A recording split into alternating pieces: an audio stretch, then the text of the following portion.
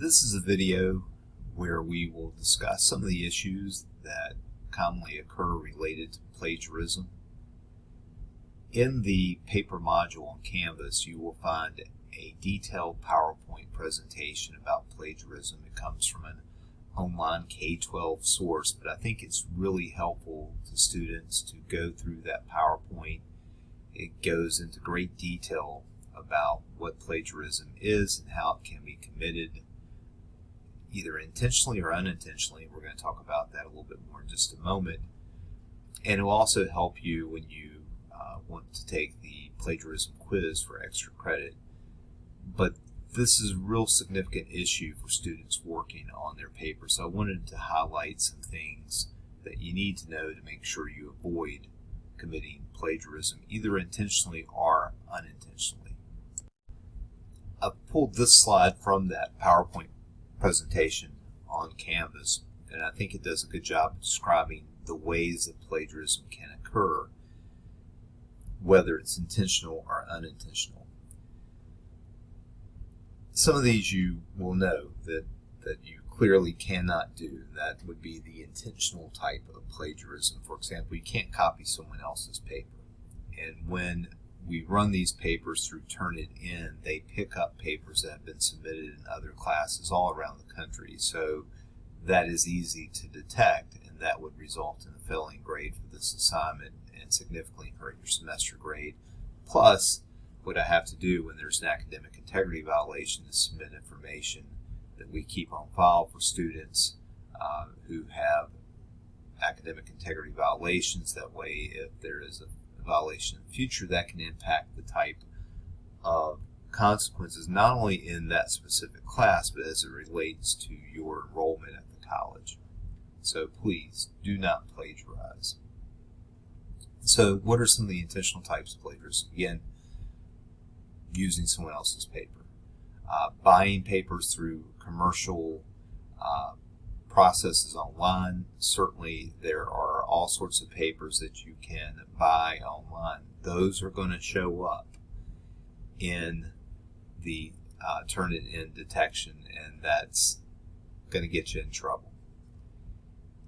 You can't take large chunks of information and stick it into your paper and not document that. That creates issues as well. Borrowing media without documentation can be plagiarism. And then something we wouldn't worry about for this class, but publishing something online without using something published online without the permission of creators. Unintentional plagiarism is what happens more frequently. It's students know they can't buy a paper and turn it in, or copy a paper and turn it in. Doesn't mean it doesn't happen, but I think the wrongfulness of that would be clear. What tends to lead to more problems with plagiarism are the things on the right-hand side of this slide. Careless paraphrasing. You should never use direct quotations unless you have them in quotation marks and you attribute them to the proper source. However, if you just change a few words around and you really keep the same order of the statement, you just change some of the phrasing using synonyms to replace words that are already there, you still are committing plagiarism. It has to be your original thought to avoid plagiarism. So you can only use bits and chunks of information weaved throughout your original creation in your paper to avoid plagiarism. If all you're doing is restating someone else's work with just a few words that have been changed, you keep the same order, you have no points that are different, that are unique, then that's going to be plagiarism. Poor documentation. That one I think is problematic in that you don't track where you get your information from.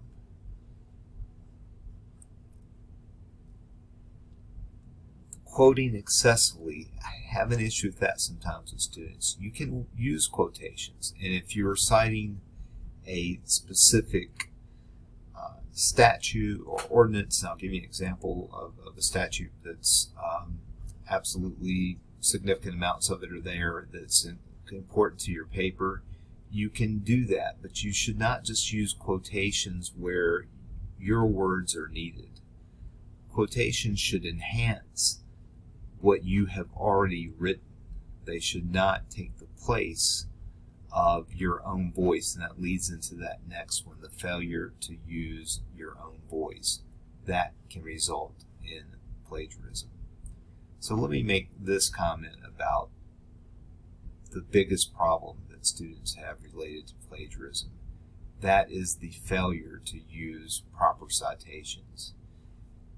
I think most students understand that if you have a quotation in your paper, that you need to attribute the source of that quotation, and you have to be specific about it.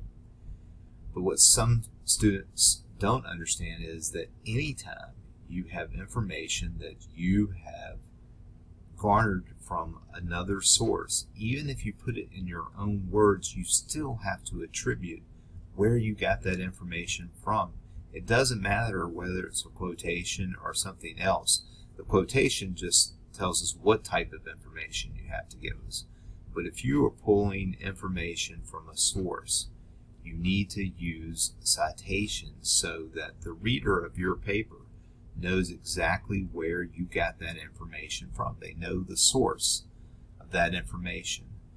Using a bibliography or works cited page, of course, or references page, of course those things are required, but that does not take away the requirement that within your paper yourself, the paper itself, that you indicate where the source of that information came from. You don't have to use sources for generally known information, common information. For example, July 4th is Independence Day.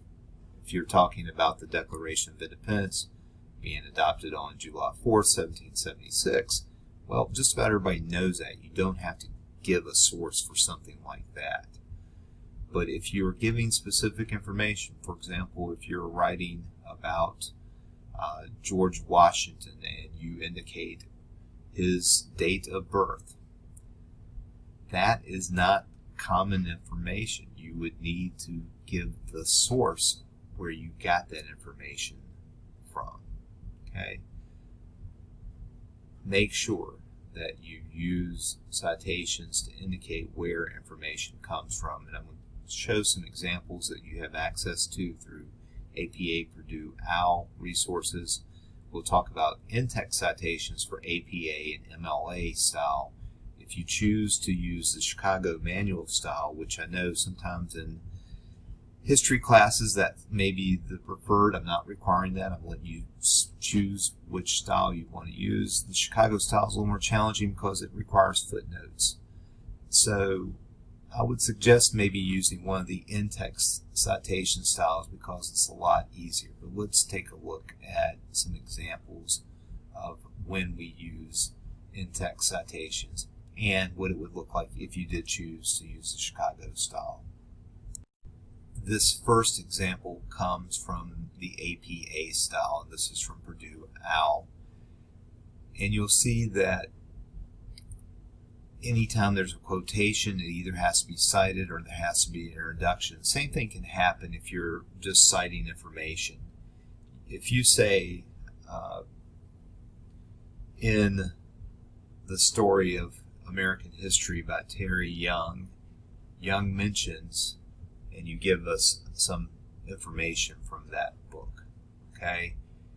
That's good enough to count as a in-text citation because you can determine where that information came from. So if you look in the paper here, it says according to Thiel, so it's talking about a study, and it puts the year that study was published, 2017, in parentheses. And then it talks about faculty evaluations. And then it has, because it's a direct quotation, you have to have the page number where that quotation comes from. So looking at that first paragraph that's highlighted, we would know that quotation comes from Field's publication from 2017 on page 91. Okay? If you don't use a quotation, but you are, again, pulling information from a source, the in-text citation is going to look differently. If you see in the next in-text citation refers to Lewis 1996, what that would tell the reader when they get to the references page or the works cited page at the end of the document, they will be able to see what particular work was authored by Lewis in 1996, and they'll know where that information comes from. And notice you don't have to put a page number if it's not a direct quotation. You only have to put the source itself, but that parenthetical tells me where you get the information, where the writer is getting the information from. Okay. There's some other information that they give you. This is just a sample page from the sample paper that Purdue OWL will give you, talking about different formats. Go through it and just utilize the examples so you know what your in-text citations should look like based on your sources, based on the style, whether it's APA or MLA that you are utilizing. So here's the sample page from the MLA sample paper in Purdue OWL, and notice that the MLA in-text citations are slightly different than the APA. One, you'll see more page numbers in MLA in-text citations, which might be a reason to use APA, where you only need the page numbers for direct quotations. But you'll notice they actually have a endnote, inserted note there with the superscript 1. Don't pay attention to that. That's really for more advanced documentation where you basically add commentary at the end of your paper. Don't be concerned about that process. So you really won't need any of the superscript notes where that first gray arrow is pointing. If you come down in the middle of the paper with the next gray arrow in some of the boxes, you'll see that not only do they include the name of the author, but they actually put the page number where they found that information from. They do the same thing. So you'll see Danhoff 7, Hurt 127. You don't see a comma there. You just see the name and the page number. That's part of the MLA style. Again, this whole sample paper is available for you in Purdue OWL to provide some information to you about that. But notice that you have Danhoff 7, then you have Hurt 127, and then the next few in-text citations are just page numbers. That's because they come from that same source that's last indicated, which would be Hurt. So if you have several citations in MLA that come from the same author as the most recent in-text citation, then you don't have to put their name again. You just put the page number. Now, once you start using a different source, then you would go back to putting the name of that source and then the page number. It's only when you have consecutive citations that come from the exact same source can you just get away with putting the page number. So again, page number is more significant in MLA as opposed to APA. To see an entire MLA in-text citation paper, sample paper, make sure you look at that in the Purdue OWL links.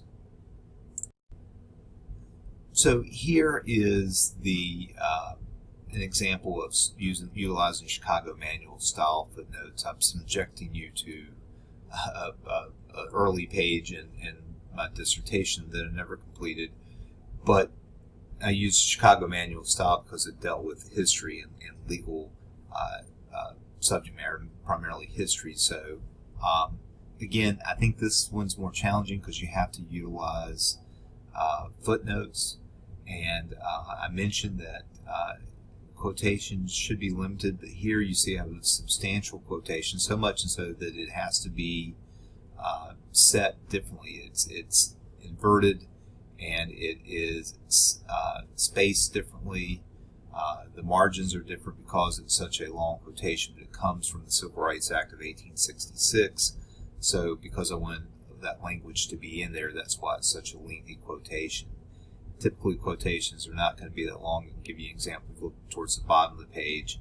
I'm giving you a quotation from Andrew Johnson, and there it's much shorter. So footnotes are challenging, and I think you're better off to not utilize that if you have the option to do APA or MLA. I realize some instructors may want you to use Chicago manual style, and then of course you should, but for the semester paper in this course, that's not necessary. But if you do, this gives you an example. You have the footnotes indicated by the superscript within the paper itself, and then at the bottom of the page, you actually have the footnotes. That's much easier to do in Word and Google Docs and so on than back in the old days, but still it's more complicated than using the in-text citations. The last thing I wanted to talk to you about was the use of artificial intelligence, AI, ChatGPT, Pilot, whatever AI you're utilizing.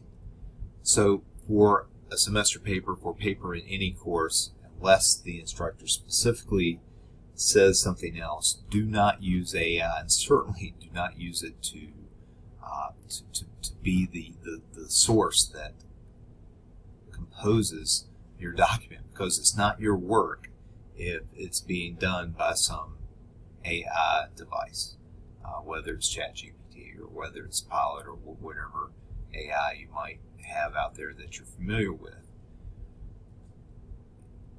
It will be found out. We utilize Turnitin. Not only does that detect plagiarism and previous papers being reused, it also will detect the utilization of artificial intelligence. There are also some other telltale signs that I'm not going to go into it, but that I think any instructor who has looked at AI will recognize this, and it's going to relate to sources and to how generalized the language is that comes out of AI. But again, you cannot use it for this paper. It will be an academic integrity violation if you do use it. If the detector comes up with an amount that seems like you did use AI to a degree, I say not, if it's not an overwhelming percentage where it's not even worth having a conversation, I know that it's not your work. If it's kind of in between, what will happen is you and I will have to have a discussion about the content of your paper. You'll have to basically indicate to me that you know your stuff, that you are the one who composed the paper. That shouldn't be an issue if you're actually writing your paper. It only becomes an issue when you depend on AI. So there's a little bit of conversation about plagiarism. The most important thing I can tell you is make sure you have citations, whether it's footnotes or more likely in-text citations. Do not turn in a paper that doesn't have in-text citations or footnotes. If you do, that means you plagiarize. You can't write a paper that doesn't have in-text citations. So make sure you get those in there. I'm not going to be a stickler for if you're consistent and try to get close to the proper formatting for whatever style you're using, that will be fine. That's not my biggest concern. My biggest concern is making sure you attribute the sources of your information. That's how you avoid plagiarism.